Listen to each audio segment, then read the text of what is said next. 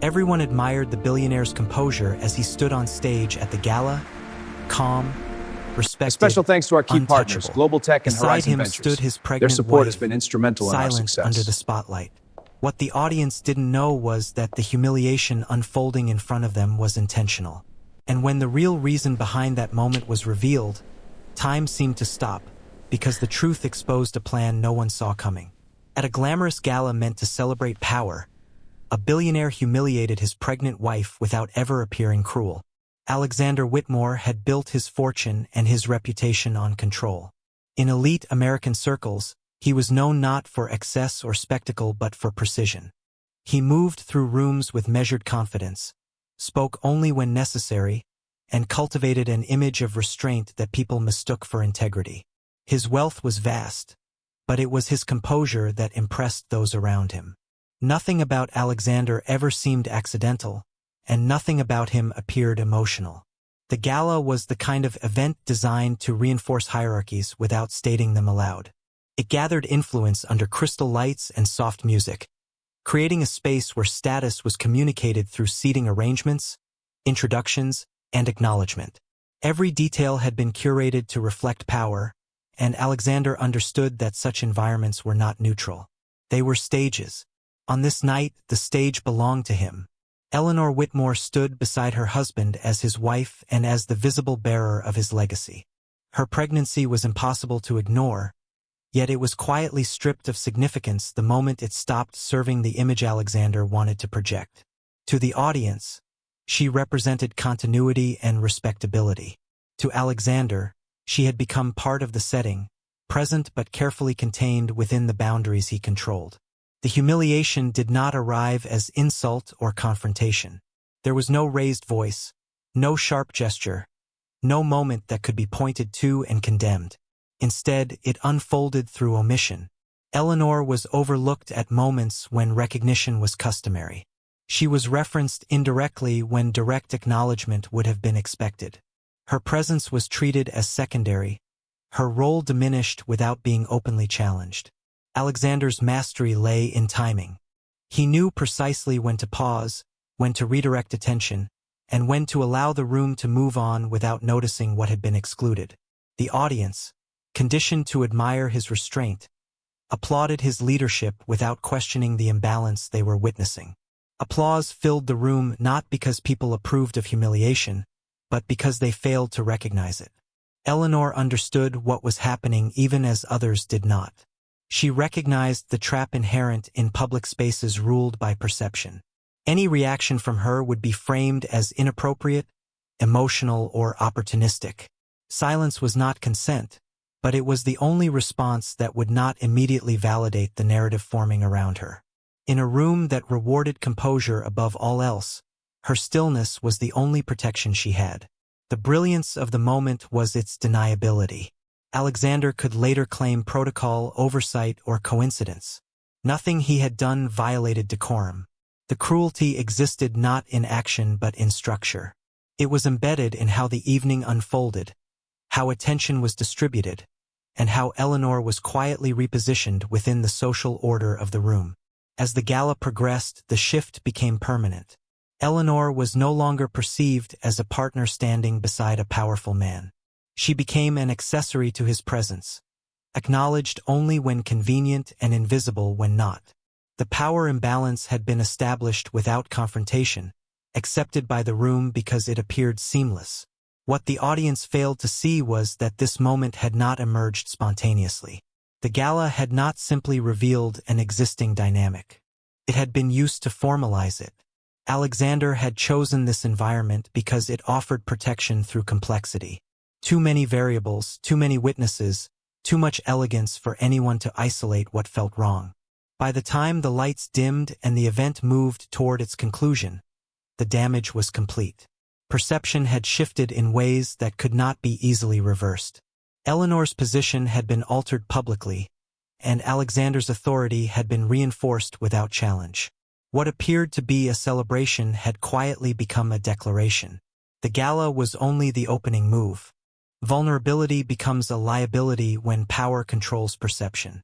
Under the lights of public admiration, Eleanor Whitmore's pregnancy began to carry a meaning it was never meant to have. What should have been understood as a private, human condition slowly transformed into a public variable, one that others felt entitled to interpret. Her presence was no longer neutral. It invited evaluation, speculation, and quiet discomfort from those who viewed life through the lens of power and convenience. At first, the shift was subtle enough to be dismissed. Sympathy appeared in measured doses, offered politely and withdrawn just as quickly. Concern felt rehearsed, as if it existed only to maintain appearances. Eleanor sensed that something had changed, though nothing explicit had occurred.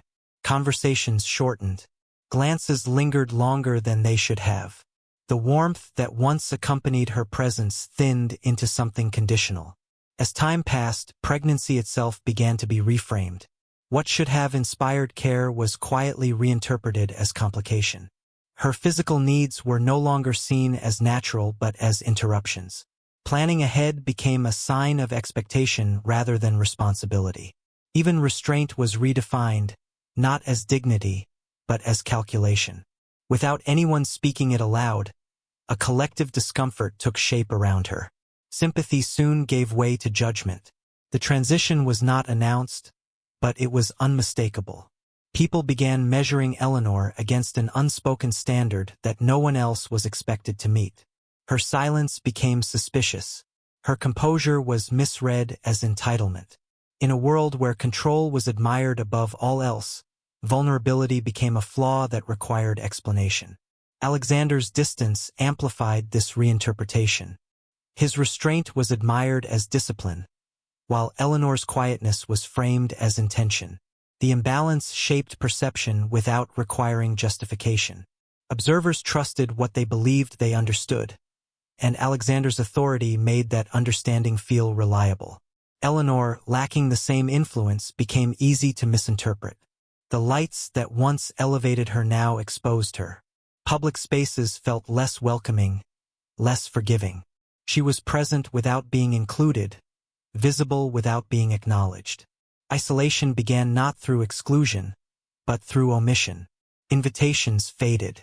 Conversations shifted away from her. Support dissolved quietly, leaving no moment to protest and no action to challenge. Pregnancy intensified this isolation. Physically, Eleanor navigated exhaustion and uncertainty. Emotionally, she carried the weight of being observed rather than understood. Socially, she became significant in ways that were not protective. Her future mattered to others not because of concern, but because of implication. Legal questions hovered unspoken. Inheritance assumptions formed silently. Her body and her position were no longer solely her own. Silence, which once felt like strength, became a liability. Eleanor realized that withholding reaction did not preserve dignity in an environment that thrived on interpretation. Each moment of quiet allowed others to assign meaning on her behalf. Neutrality disappeared. In its place, assumptions solidified, unchecked by contradiction. The most unsettling realization was how natural the shift felt to those around her. No one believed they were being unfair. The narrative forming around Eleanor did not feel malicious. It felt logical, supported by hierarchy and reinforced by habit. That was its greatest danger. Once accepted, it required no defense. Eleanor began noticing patterns others ignored. The same details repeated themselves across different spaces, different conversations, different faces. The story about her was no longer emerging. It was settling. And as it did, her identity narrowed, reduced to a version that served someone else's comfort. What she could not yet see was how this quiet reframing would soon be used. The judgment forming around her was not an end. It was preparation. A narrative was taking shape, one that would explain future actions before they occurred, and Eleanor was being positioned at its center without ever being consulted. A narrative about her begins forming. Power wounds without leaving marks. Alexander Whitmore understood optics the way others understood language. He knew that in rooms governed by influence, perception mattered more than intention, and image mattered more than truth. Every public appearance was an opportunity to reinforce hierarchy, and every omission could speak louder than recognition. The gala had not been an isolated event. It was part of a broader pattern in which Alexander curated how others understood him, his marriage, and the balance of authority between them. Public humiliation, when executed carefully, rarely looks like cruelty. It wears the disguise of protocol, timing, and efficiency. Alexander relied on this distinction. By adhering to formalities and social expectations, he ensured that any imbalance appeared procedural rather than personal. Eleanor's marginalization was framed as circumstance, not choice. What unfolded looked orderly, even respectable, which made it nearly impossible to challenge without appearing disruptive or overly sensitive. This approach allowed Alexander to manage the narrative without speaking directly. He did not need to explain or justify. The structure of the event did the work for him. Attention flowed where he directed it, and absence followed where he withdrew it. Eleanor's credibility suffered not because of something she did, but because of how consistently she was positioned as secondary in public settings. Repetition transformed placement into perception. As observers revisited the gala in their minds, they remembered the flow rather than the details. They recalled Alexander's composure and leadership, not the subtle ways Eleanor had been sidelined. The memory of elegance replaced the reality of imbalance. In that space between recollection and truth, a public wound formed. It was not visible, but it altered how Eleanor was seen thereafter. The injury to her credibility was cumulative. Each event reinforced the last, building a case through pattern rather than accusation. Eleanor's silence was interpreted as acceptance. Her restraint was framed as compliance. Over time, these interpretations hardened, narrowing the range of explanations available to her. When credibility erodes quietly, it leaves no moment to defend against, no single claim to refute. Alexander's image remained intact because it aligned with expectation. He was expected to lead, to prioritize order, to maintain focus. These traits excused distance and rewarded detachment.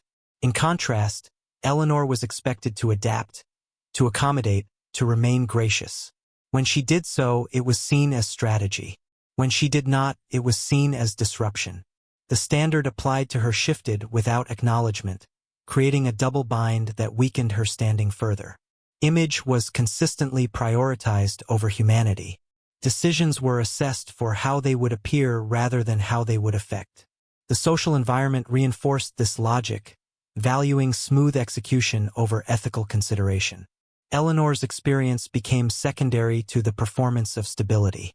Her pregnancy, her presence, and her silence were all absorbed into the optics Alexander controlled. What made the wound public was not visibility but permanence. Once the audience accepted the arrangement, it became the reference point for future interpretation.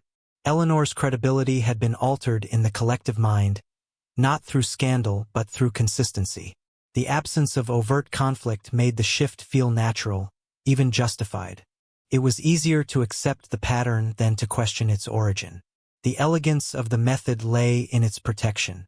Alexander could point to order, to schedules, to tradition. He could insist that nothing improper occurred. And on paper, he would be correct. Yet the result was unmistakable. Eleanor's position had been diminished in a way that could not be traced to a single act.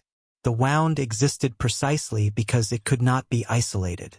As time passed, the consequences of this approach began to surface.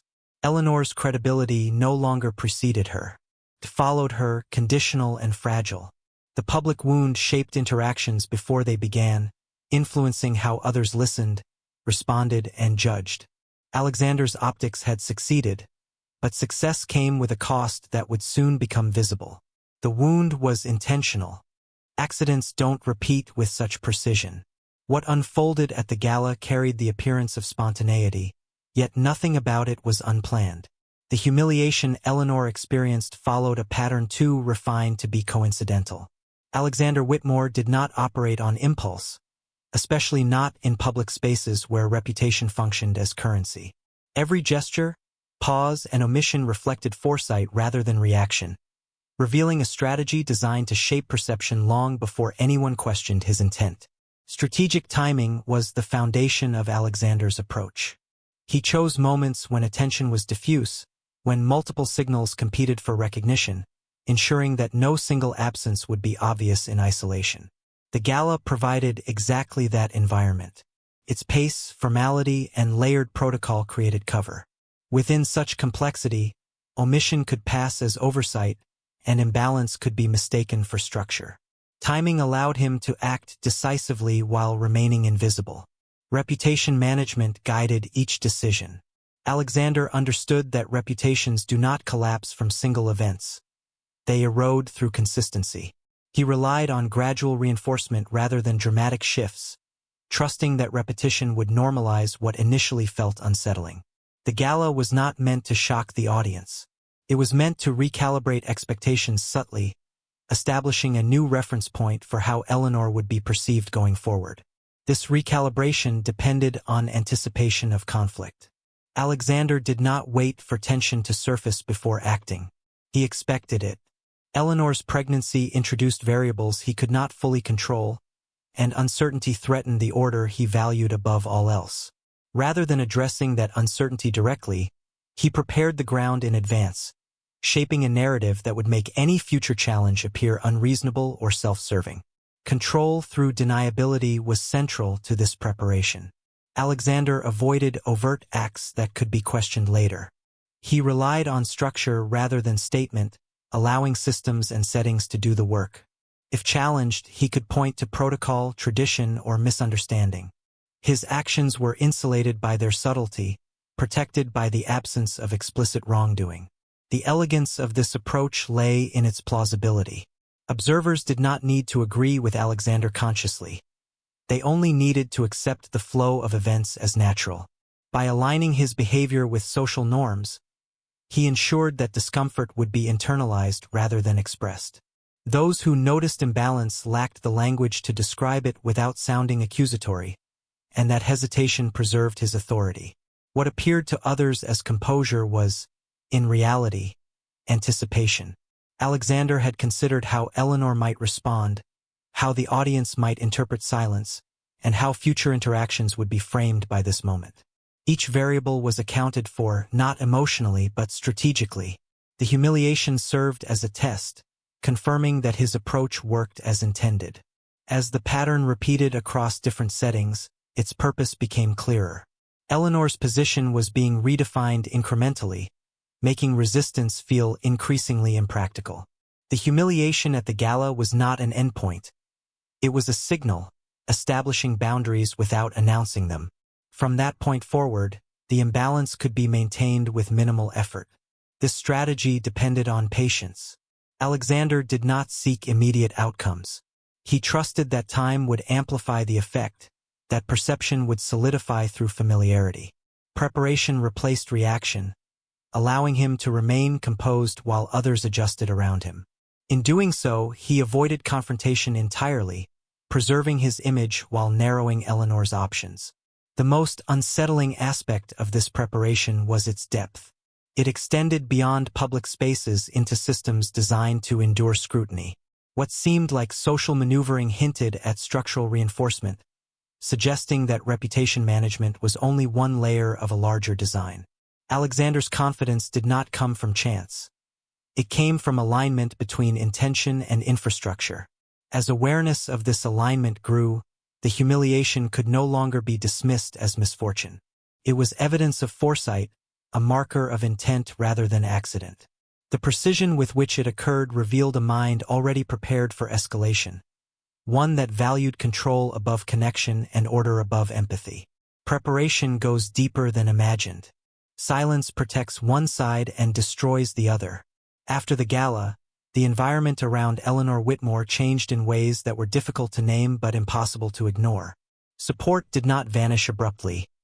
It thinned gradually, receding behind polite distance and professional courtesy. Messages that once arrived unprompted slowed, then stopped. Invitations became conditional.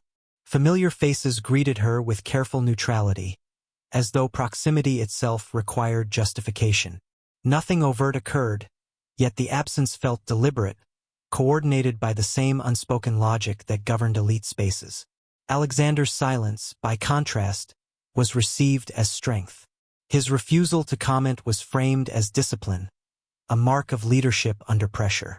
Observers admired his restraint, interpreting it as confidence rather than avoidance. The narrative favored him because it aligned with what people already believed, that composure signaled authority and that authority deserved trust. In that alignment, silence became an asset, reinforcing the image he had cultivated for years. Eleanor's silence was interpreted differently. Where his quiet suggested control, hers suggested calculation. The same restraint was read through opposing lenses, shaped by hierarchy rather than behavior. When she did not explain herself, it was taken as expectation. When she chose not to react publicly, it was seen as strategy. The room allowed Alexander's silence to protect him while using Eleanor's silence to define her. This imbalance hardened quickly. Conversations about Eleanor occurred without her presence, framed by assumptions that felt reasonable to those making them. Each retelling reinforced the same conclusion, narrowing her credibility without offering her an opportunity to intervene. Silence, which once felt like dignity, became a tool others wielded against her, stripping context from her actions and replacing it with implication. Reputation followed the same split. Alexander's standing remained intact, supported by institutional memory and professional loyalty. His achievements buffered him from doubt, absorbing questions before they could surface. Eleanor had no such buffer. Her reputation existed in the present tense, vulnerable to reinterpretation and unprotected by precedent. As perceptions shifted, her credibility thinned, becoming conditional on acceptance rather than evidence. The corner tightened. Eleanor realized that engagement carried risk while withdrawal carried certainty. Any attempt to clarify could be reframed as defense, and any refusal to engage would be framed as confirmation. The environment rewarded passivity in theory but punished it in practice. She was being cornered not through confrontation, but through expectation, forced to navigate a space where every option validated a story she did not choose.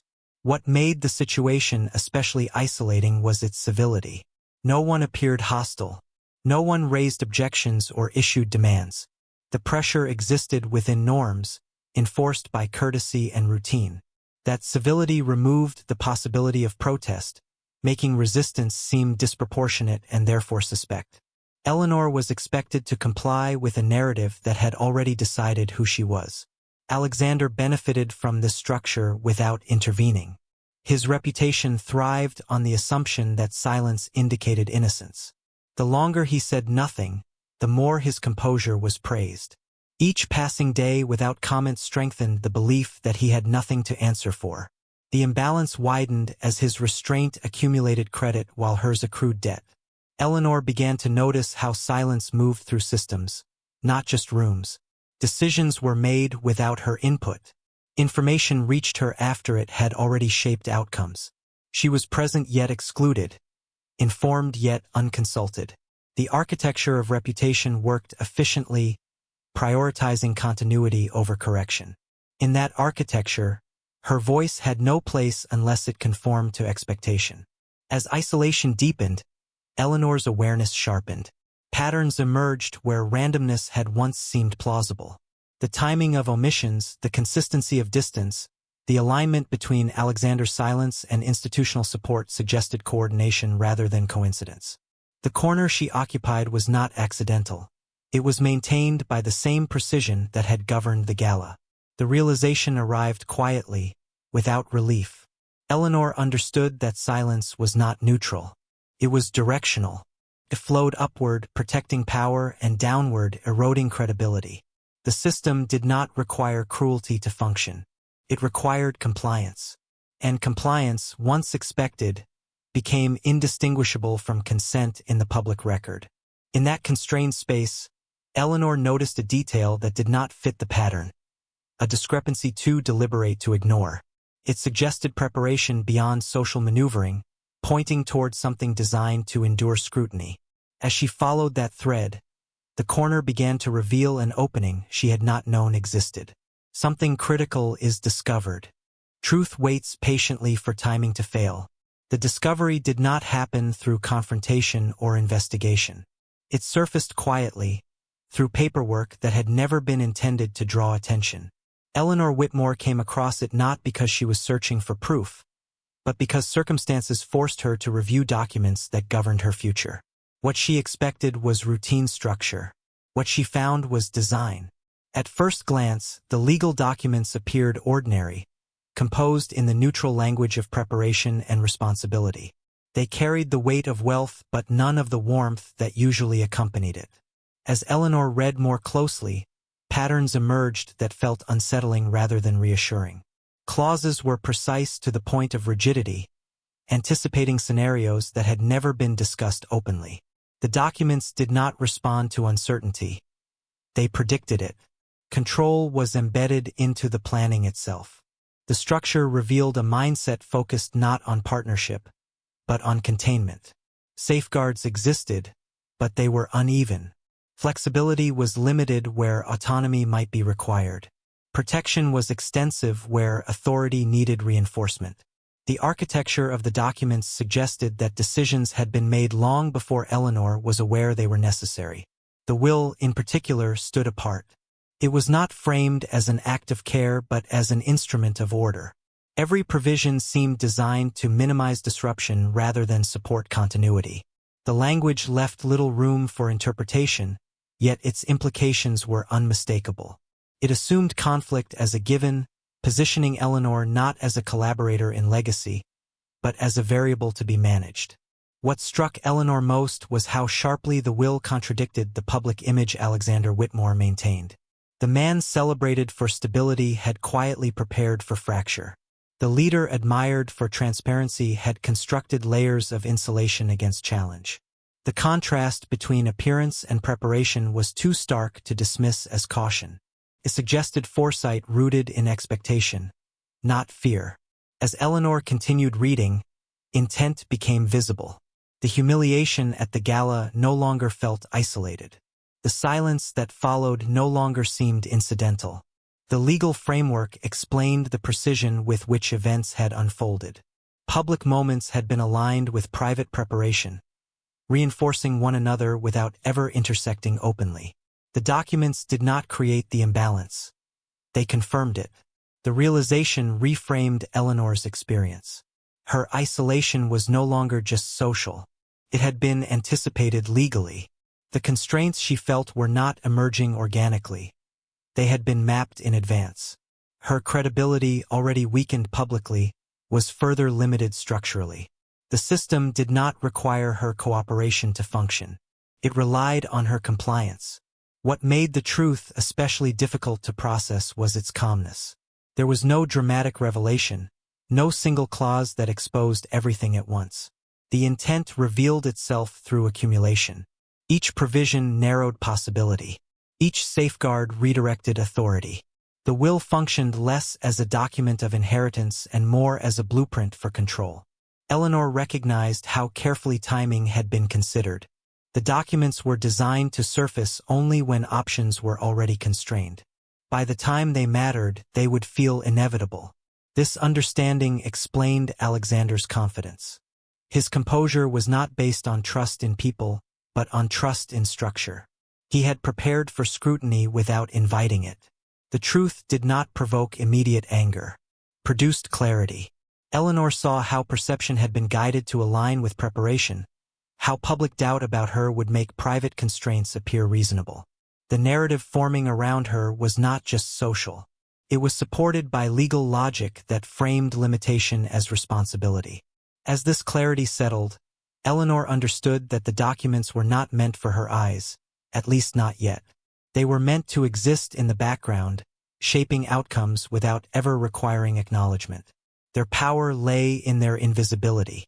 Once seen, they could not be unseen, but seeing them did not immediately grant leverage. Timing still mattered. The risk of exposure became clear. Revealing the documents prematurely could reinforce the very narrative they were designed to support. Silence had protected Alexander publicly. Evidence could protect him structurally. Eleanor realized that truth alone was not enough. Context would determine whether it liberated or constrained her further. Yet the documents also carried a flaw. Their precision required alignment between narrative and timing. If exposed out of sequence, they would contradict the image Alexander depended on. The protection they offered relied on assumption, not awareness. If awareness spread before acceptance, the structure would lose its advantage. Eleanor began to understand the stakes differently. The truth she had uncovered was not a weapon to wield impulsively. It was a reality to be positioned carefully. The same patience that had allowed control to develop would be required to dismantle it. The documents had waited for timing to fail. Now timing belonged to whoever recognized that failure first. As Eleanor closed the file, she understood that what she held was not proof of wrongdoing, but evidence of intention. It was enough to change interpretation, to realign perception, to expose the distance between appearance and design. The truth did not need embellishment. It needed the right moment. That moment was approaching. The structure built to remain unseen was beginning to attract attention, not because it was challenged, but because it no longer aligned with the story being told. The truth had waited patiently. Now it was ready to surface publicly. Truth doesn't scream, it freezes rooms. When the will finally entered the conversation, it did so without announcement, without drama, and without permission. It was introduced as documentation, routine in appearance and neutral in tone, yet its presence altered the atmosphere instantly. The room did not react with shock or disbelief. Instead, it fell into a stillness that felt heavier than outrage. People stopped shifting in their seats. Breath slowed. Attention narrowed. Truth had arrived, and it required no interpretation to be felt. The will reframed everything that had come before it. Actions that once seemed disconnected now aligned with unsettling clarity. Moments that had been dismissed as social protocol gained new meaning when viewed alongside legal intent. The structure of the document did not accuse Alexander Whitmore directly, but it exposed the logic behind his restraint. It revealed preparation where generosity had been assumed, and anticipation where trust had been implied. For the first time, Eleanor's actions gained context. Her silence no longer appeared strategic. It appeared necessary. Her restraint no longer felt calculated, felt imposed. Decisions she had made quietly, choices that had been scrutinized and misread, now aligned with a framework designed to limit her long before judgment followed her. What had been labeled as expectation was revealed as navigation. What had been called entitlement was revealed as awareness. As understanding spread, accusations began to collapse under their own weight. They did not require rebuttal because the foundation supporting them dissolved naturally. The will did not contradict statements directly. It contradicted assumptions. It showed that the narrative surrounding Eleanor had relied on absence rather than evidence. Once structure replaced speculation, the story could no longer hold its shape. The room did not fill with questions immediately. Instead, it filled with recognition. People revisited earlier moments internally, reassessing what they thought they had seen.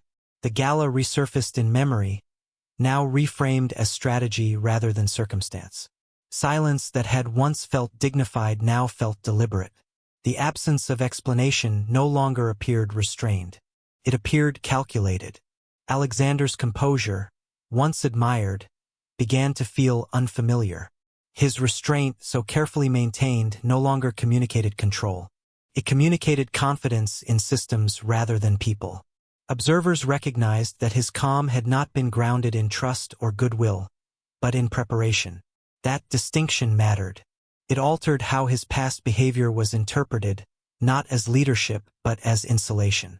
What unsettled the room most was the realization that nothing in the will was emotional. There were no punitive clauses, no overt hostility. Everything was measured, rational, and precise. That precision made the intent unmistakable. This was not the document of a man reacting to instability. It was the work of someone who expected it. The will did not protect against chaos. It organized it. Eleanor remained silent throughout the reveal, not because she lacked words, but because the truth had already spoken. Her presence no longer required defense. The document had shifted the burden of explanation away from her entirely.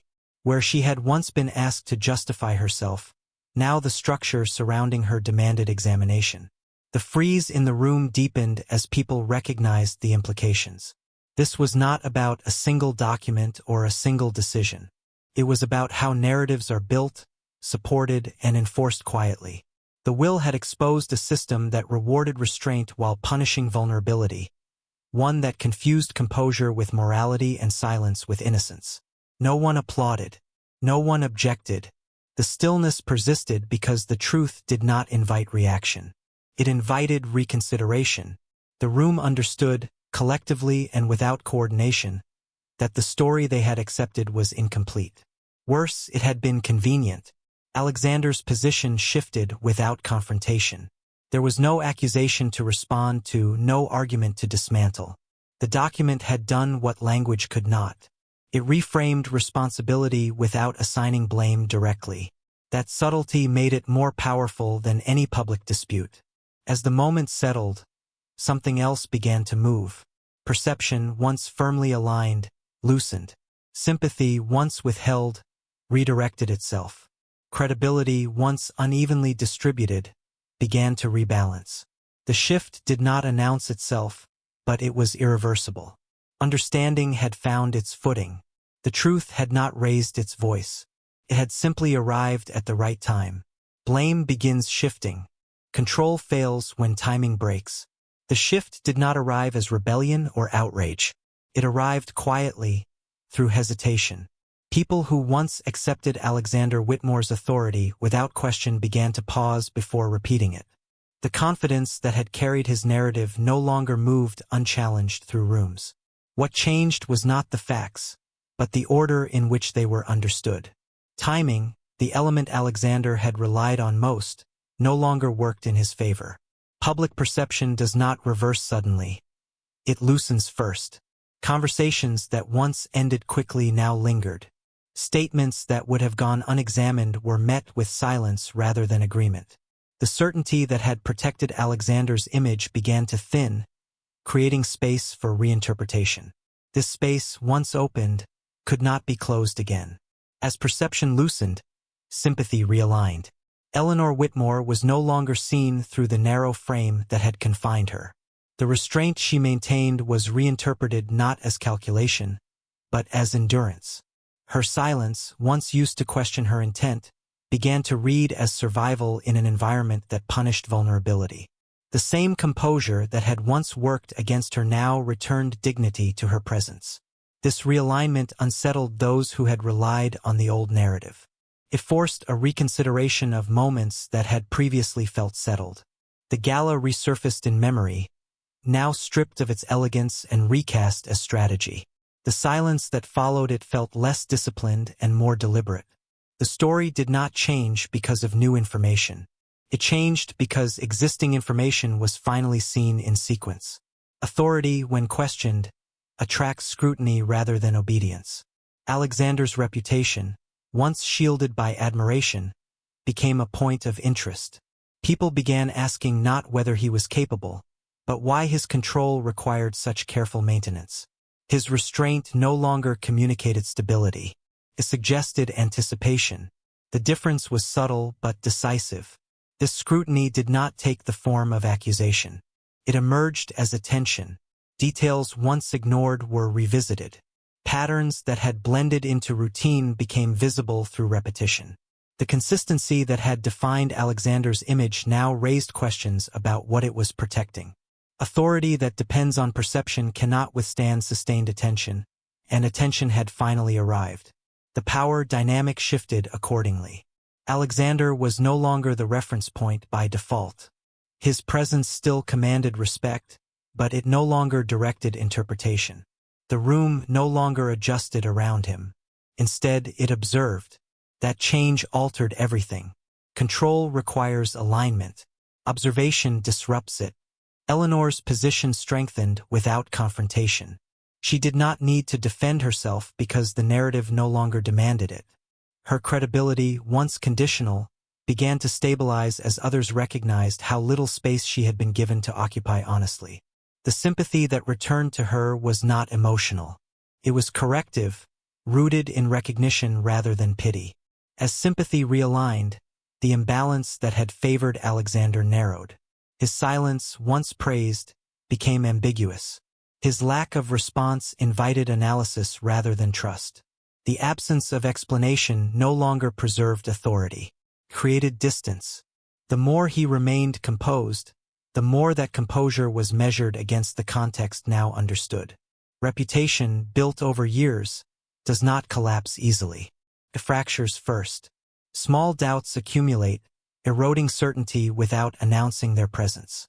Alexander's reputation began to fracture along these lines.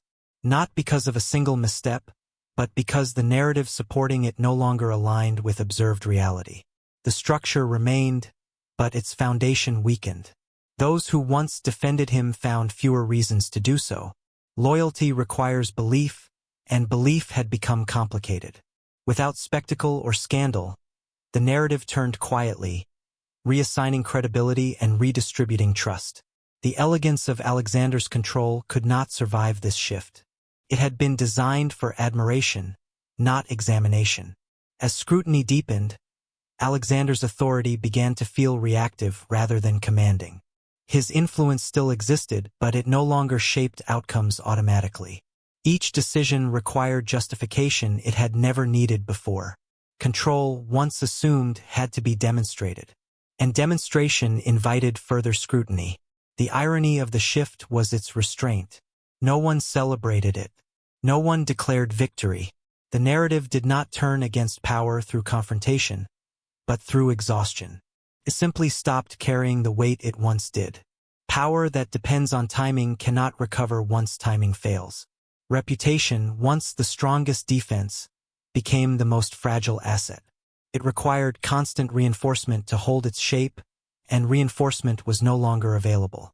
The story Alexander had relied on now resisted him, reshaping itself in response to attention rather than intention. Reputation begins collapsing. Silence can't defend itself forever. For years, Alexander Whitmore's silence had been interpreted as discipline, a refined refusal to engage in chaos. It worked because it aligned with what people expected from power. When questions arose, his restraint filled the gaps with assumed confidence. When doubts appeared, his composure smoothed them over. Silence became his shield, strong enough to deflect scrutiny without ever acknowledging it. That shield began to thin the moment attention replaced admiration. Once people started watching instead of applauding, silence lost its protective quality. It no longer suggested certainty. It suggested absence. Each unanswered question lingered longer than before, creating space for interpretation rather than closure. The authority that had once flowed effortlessly from Alexander's restraint now hesitated, unsure of what it was meant to protect. Credibility erosion rarely announces itself. It appears through repetition. Small inconsistencies resurface. Familiar explanations no longer satisfy. Observers revisit earlier moments with altered awareness, recognizing how often silence had substituted for accountability. What once felt intentional now felt evasive. The same behavior, unchanged, carried a different meaning in a new context. Patterns emerged where coincidence had once been assumed. Alexander's silence followed predictable moments, arriving precisely when clarification would have resolved tension. The consistency of that timing drew attention to itself. Silence was no longer a neutral choice. It was a pattern, and patterns invite interpretation. Once recognized, they cannot be ignored. Trust does not disappear all at once. It withdraws gradually, retreating behind caution and distance. People who once defended Alexander no longer did so automatically. Support softened into neutrality. Neutrality edged toward detachment. The absence of affirmation spoke louder than criticism ever could. Trust, once freely extended, now required reassurance that never came. This withdrawal altered how Alexander's presence was received. He still commanded space, but it was no longer welcoming. Rooms no longer adjusted around him instinctively. Conversations did not pause to accommodate his silence. Instead, they moved on, leaving his restraint unsupported. Authority that depends on belief falters when belief becomes conditional. As trust receded, credibility followed. Decisions once accepted without question now invited scrutiny. Explanations that had never been demanded became necessary. Silence, which had once simplified interactions, now complicated them. Each moment of restraint required interpretation, and interpretation no longer favored him. The exposure of patterns did not provoke confrontation, provoked distance. People stopped filling the gaps his silence created. They allowed those gaps to remain empty, and emptiness made the absence visible. Silence, stripped of admiration, revealed its limits, could not defend itself against sustained attention. Eleanor's presence in this shifting landscape altered perception further. Her earlier silence, once framed as weakness or calculation, now appeared contextual. The imbalance between how their restraint had been judged became clear. Alexander's silence had been rewarded. Hers had been used against her. Recognizing that discrepancy forced a reconsideration of how credibility had been distributed. The narrative that once protected Alexander no longer held. It required maintenance he could not provide without abandoning the very restraint it relied on. Each attempt to preserve composure deepened doubt. Each refusal to engage confirmed that something was being withheld. Silence, once strategic, became isolating. What remained was not outrage, but clarity. The understanding that silence had functioned as a substitute for transparency settled into place. It did not accuse Alexander of wrongdoing. It questioned the structure that had allowed restraint to replace responsibility. That question lingered, reshaping interactions without demanding answers. As credibility eroded and trust withdrew, Alexander faced a reality his strategy had not accounted for. Silence could preserve power only while belief sustained it. Once belief fractured, silence offered no defense. It became a liability, exposing the absence it once concealed. With reputation no longer intact and authority no longer automatic, there was little left to negotiate. The narrative that had carried Alexander for years could not be rebuilt quickly or quietly.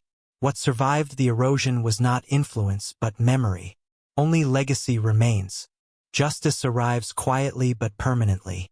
There was no confrontation to mark the shift, no public reckoning that demanded attention. Justice did not arrive through raised voices or decisive declarations. It arrived through recognition, through a gradual settling of understanding that no longer required explanation. The truth had already done its work, and once it was understood, nothing needed to be said aloud for its impact to take hold.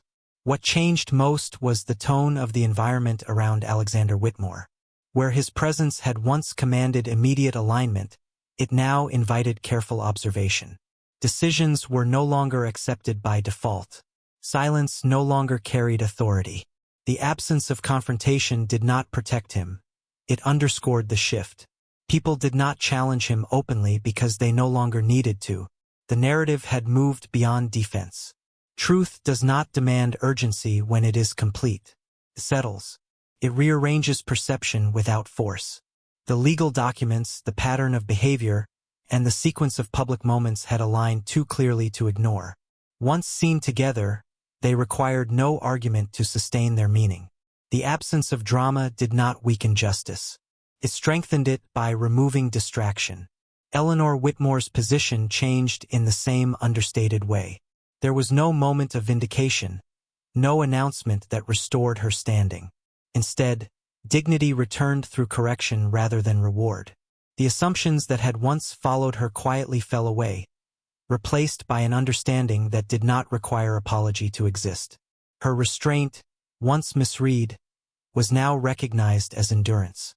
The restoration of dignity did not elevate Eleanor above others. It returned her to herself. She no longer occupied a position defined by suspicion or expectation. She existed outside the narrow frame that had confined her, free from the need to explain behavior that had never required justification. The silence that once isolated her now preserved her composure, unburdened by misinterpretation. Justice, in this form, did not assign punishment. It redistributed credibility. It recalibrated trust without ceremony. Those who had once aligned themselves instinctively with Alexander adjusted their distance naturally, guided by understanding rather than instruction. The social order corrected itself without needing direction, responding to clarity the way systems often do when imbalance becomes visible. Alexander felt the change not through loss of status, but through loss of certainty. The confidence that had once insulated him no longer functioned without reinforcement. Authority that required maintenance could no longer appear effortless. He was not confronted because confrontation would have granted him a stage. Instead, he was met with neutrality, and neutrality stripped his restraint of meaning. The permanence of justice lay in its quietness. There was no event to outgrow, no scandal to outlast. The understanding that had taken hold was not emotional. It was structural. Once established, it could not be undone by explanation or time. It did not depend on continued attention to survive. It simply existed, shaping interactions without requiring reinforcement. Eleanor recognized this permanence instinctively. The absence of drama meant there would be no reversal. What had been corrected would remain corrected. The narrative would not swing back because it no longer needed to move. It had found balance. In that balance, Eleanor reclaimed not power but autonomy. She no longer existed in reaction to perception. She existed independently of it. The justice that arrived did not seek acknowledgement. It left no visible mark, but its effect was unmistakable. Relationships recalibrated. Expectations adjusted. The social environment shifted toward alignment rather than performance. What had once been maintained through control was replaced by equilibrium sustained through understanding. As the dust settled, one realization became unavoidable. Justice had not changed the past. It had clarified it. And in doing so, it altered the future without force. The absence of confrontation was not avoidance. It was resolution. With credibility redistributed and dignity restored, the story no longer centered on damage or defense. It moved toward consequence. The question was no longer what had happened, but what would endure. Power had receded. Truth had settled. And in that stillness, the meaning of everything that came before began to change. Legacy is redefined. Control demands payment eventually. Alexander Whitmore had always believed that control was a form of intelligence. To him, restraint was not just a personality trait but a philosophy, one that promised order in a world shaped by uncertainty. He structured his life the way he structured his businesses, minimizing risk, anticipating disruption, and eliminating variables that could not be managed. For years, this approach delivered results. What it concealed, however, was the accumulating cost that control quietly demanded in return. The emotional cost surfaced first, though it was the easiest to ignore. Control required distance, and distance slowly eroded connection. Relationships became functional rather than mutual, shaped by roles instead of understanding. Alexander's composure insulated him from vulnerability, but it also insulated him from empathy. Emotional exchange became inefficient in his mind, something that complicated outcomes rather than strengthening them. Over time, this perspective hollowed intimacy, replacing it with structure that appeared stable but felt increasingly empty. Eleanor experienced this cost most directly. Her presence in Alexander's life had been reorganized to fit within boundaries that prioritized order over care. Emotional needs were acknowledged only when they did not interfere with control. Support became conditional, offered when convenient and withheld when inconvenient. The absence of overt cruelty did not lessen the damage. It deepened it. Emotional neglect, when framed as discipline, becomes difficult to name and even harder to challenge. The human cost extended beyond their marriage. Control reshaped how Alexander related to everyone around him. People became functions within systems rather than individuals with agency. Loyalty was valued only when it aligned with stability. Disagreement was tolerated only when it could be absorbed without disruption. This dynamic discouraged honesty and rewarded compliance, creating an environment where truth adjusted itself to survive. As a result, Alexander surrounded himself with order but lost resonance. Interactions grew cautious. Feedback softened. Genuine connection thinned. Control delivered predictability at the expense of authenticity, and the absence of authenticity made trust fragile. People did not oppose him because opposition felt futile.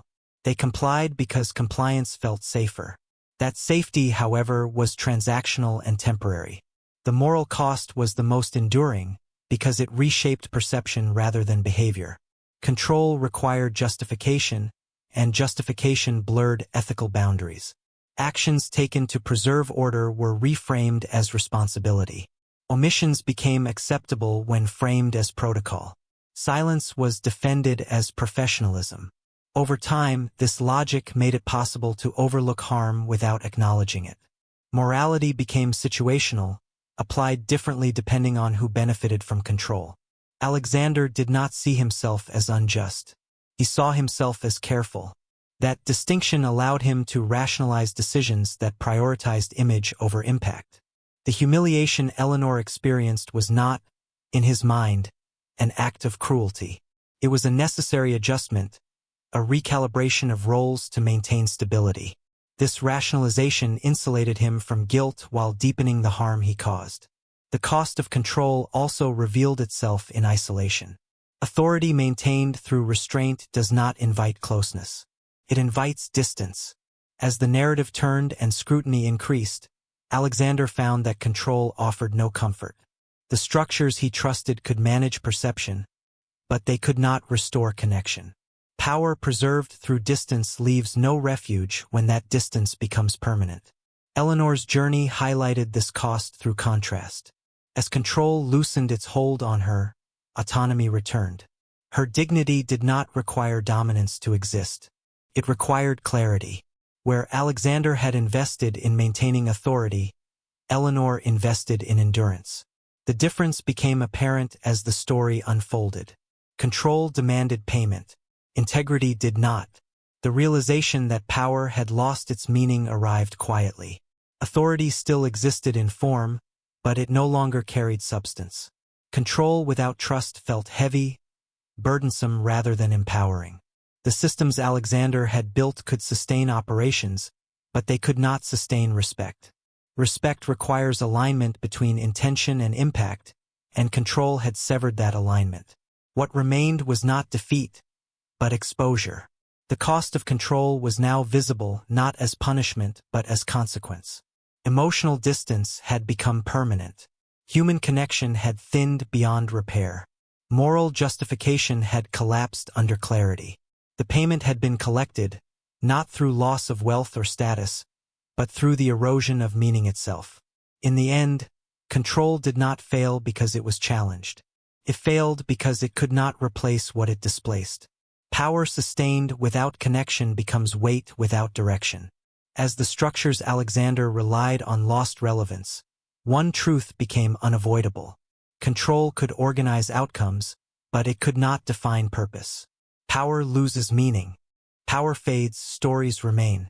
When authority begins to loosen its grip, what endures is not the force that once held it in place, but the meaning people assign to its absence.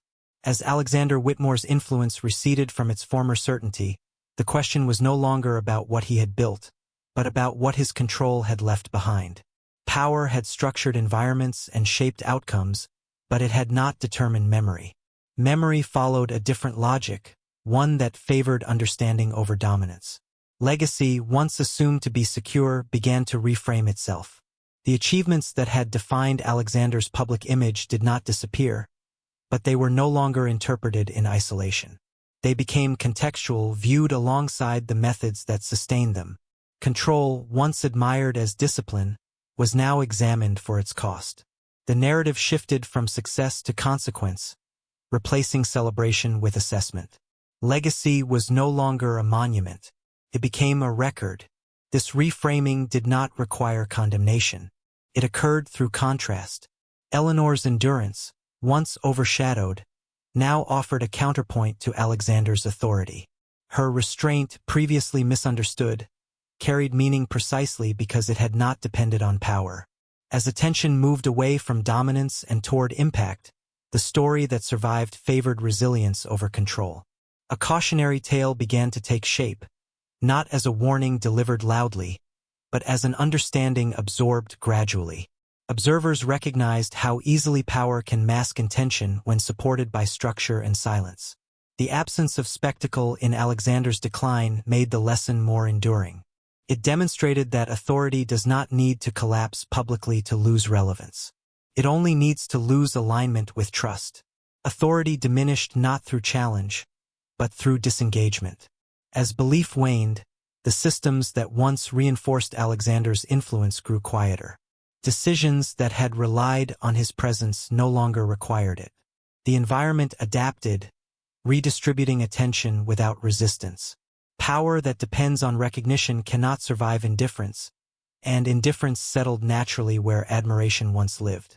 The story that emerged was not one of downfall, but of limitation.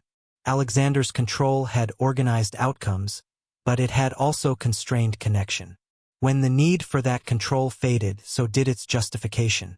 What remained was not resentment, but clarity. People understood that authority without accountability becomes weight without direction.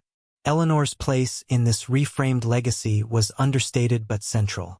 She did not reclaim influence through assertion. She reclaimed space through absence of distortion. Her story survived not because it demanded recognition, but because it resisted simplification. In contrast to power that needed reinforcement, her dignity endured without maintenance. As time passed, the cautionary nature of the story deepened. It illustrated how narratives are shaped less by what is achieved than by how it is preserved. Control can protect outcomes temporarily, but it cannot secure meaning.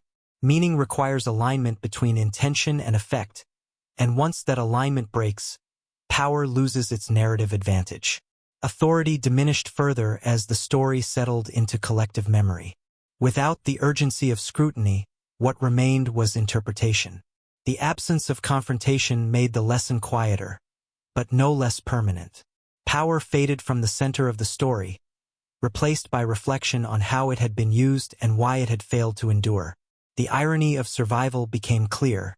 The structures Alexander trusted did not carry his influence forward. They merely delayed its reassessment. What survived was not the control he exercised, but the consequences of having exercised it without regard for impact. The story that remained was not the one he had designed, but the one others recognized once design no longer obscured intent. In this quiet aftermath, meaning replaced authority as the measure of relevance. Power had shaped the present, but story shaped the future. The difference defined what endured and what dissolved. Legacy was no longer inherited by status. It was inherited by understanding. As the narrative reached its final form, one truth became unavoidable. Power fades because it depends on alignment. Stories remain because they depend on memory. And memory, once settled, does not ask permission to endure. One final irony remains. Truth outlives control. When the story finally settled into its final shape, it did so without resistance. There were no competing versions left to challenge it, no unanswered questions demanding explanation. Perception had aligned with evidence, and once alignment occurred, it did not waver. The understanding that remained was not emotional or reactive. It was resolved. The narrative no longer moved because it no longer needed to. Final perception did not arrive as judgment. It arrived as clarity. Alexander Whitmore was remembered not as a villain, nor as a misunderstood figure undone by circumstance, but as a man whose devotion to control reshaped everything he touched. His actions were no longer evaluated individually. They were understood collectively as part of a pattern that valued outcome over impact and structure over humanity. That understanding fixed his place in memory more firmly than praise or condemnation ever could. There was no redemption arc because redemption requires acknowledgement, and acknowledgement requires vulnerability. Alexander never offered either. His restraint remained intact until the end, consistent with the philosophy that had guided him for so long. That consistency, once admired, now defined his limitation. He did not fall from grace. He remained exactly who he had always been, and that constancy became the conclusion. Truth defined memory in a way Alexander had not anticipated. He believed memory could be guided the same way perception could, shaped through timing, silence, and preparation. For a time that belief held. But memory, unlike perception, does not depend on immediacy. It depends on coherence. Once the story made sense, it resisted revision. The truth did not need reinforcement. It endured because it explained what control never could. Eleanor's place within that memory was neither elevated nor diminished. She was not immortalized as a symbol of triumph, nor confined to a narrative of victimhood. Her story remained human, defined by endurance rather than dominance. She did not reclaim power. She reclaimed autonomy. That distinction mattered. It ensured her legacy would not require defense or correction. It would remain intact precisely because it was not designed to impress. Manipulation, once exposed, lost its utility. The careful framing that had governed earlier events no longer influenced interpretation. Each act of control, once praised for its elegance, was reclassified as avoidance. Each silence, once defended as discipline, was recognized as insulation. The price of manipulation was not disgrace. It was irrelevance. The strategies that once ensured advantage could no longer produce meaning. Alexander's influence persisted only in context. His name evoked reflection rather than alignment, consideration rather than deference. Power that depends on perception cannot survive when perception stabilizes without it. Once the narrative settled, there was nothing left to manage. Control requires motion. Truth, once accepted, remains still. The final irony lay in permanence. Alexander had invested heavily in structures meant to endure beyond his reach. Legal frameworks, reputational buffers, and strategic silences were all designed to extend control forward in time. Yet what endured was not control. It was understanding. The very precision meant to preserve authority ensured that intention would eventually be visible. Manipulation, when perfected, leaves a pattern too consistent to ignore. Memory favored what required the least explanation. Eleanor's endurance required none. Alexander's control required many. Over time, memory chose simplicity over structure, coherence over complexity. The story that survived did not flatter power, clarified it. Legacy, in the end, belonged to truth rather than design. The attempt to manage perception beyond the present moment failed because perception is temporary, but understanding accumulates. What Alexander left behind was not a controlled narrative, but a completed one. It did not invite debate, concluded itself. The cost of manipulation revealed itself not in loss, but in outcome. Alexander achieved what he set out to achieve in the short term. He preserved order. He avoided confrontation. He maintained control. What he did not preserve was meaning. Meaning does not respond to force. It responds to alignment, and alignment had finally arrived without him. As the story reached its quiet end, there was no sense of unfinished business. The narrative had resolved on its own terms, independent of intention. Control had shaped events, but truth shaped memory. And memory, once shaped, does not require permission to endure. What Alexander tried to control survived him, but not in his favor. Stories like this are not just meant to be watched, they are meant to stay with you long after the screen fades to black. When power hides behind silence and planning, only those who pay attention truly understand what was lost and what was protected. If this story made you pause, reflect, or see trust differently, staying connected here matters. Because these are the stories that are only meaningful when they are remembered, shared, and followed. And before you leave, consider this carefully. If you discovered that someone you trusted protected their own legacy by quietly damaging yours, would you expose the truth and let the world remember them differently? Or would you choose silence, knowing the cost would stay with you forever?